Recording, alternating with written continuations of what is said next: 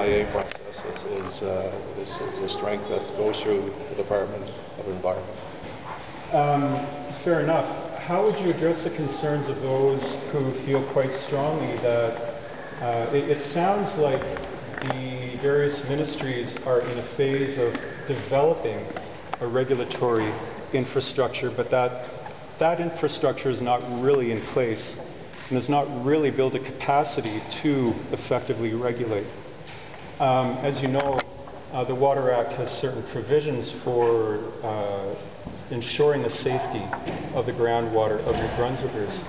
But the agencies, the resources, the financial resources, there's not a budget to effectively finance regulatory activities by the Ministry of Environment or by the Ministry of Natural Resources. So how do you understand, I come back to this, how do you understand the responsibility of the Minister and Ministry of Natural Resources to the Water Act of New Brunswick, which the intent of that act of legislation is to protect all the groundwaters of New Brunswick from contamination.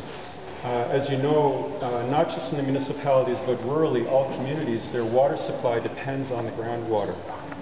There is no municipal infrastructure in rural New Brunswick, where most of New Brunswickers live, to keep their water supply safe and uncontaminated, to process water that's not deemed potable and process that. So people are literally dependent on the groundwater for their health, for their cooking, the wildlife, all the ecological interdependent systems depend on that groundwater.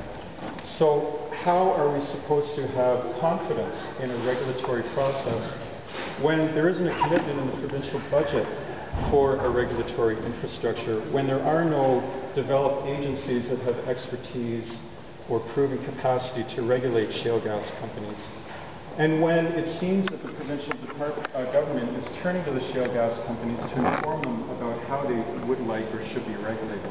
How are we supposed to have confidence in that? The water and the environment are our #1 concern, and I've said that since day one. And we feel that we have a good regulatory system in place right now, which we are beefing up. And we feel that we have a good EIA process, a phased-in EIA process, which even before any of the ground is overturned, that EIA process takes place, where the chemicals that are put in the ground have to be disclosed before they're even put in there. And there's a whole EIA process. The public consultation is also part of that EIA process too. So we feel comfortable, and we'll have to add on to that going down the road here.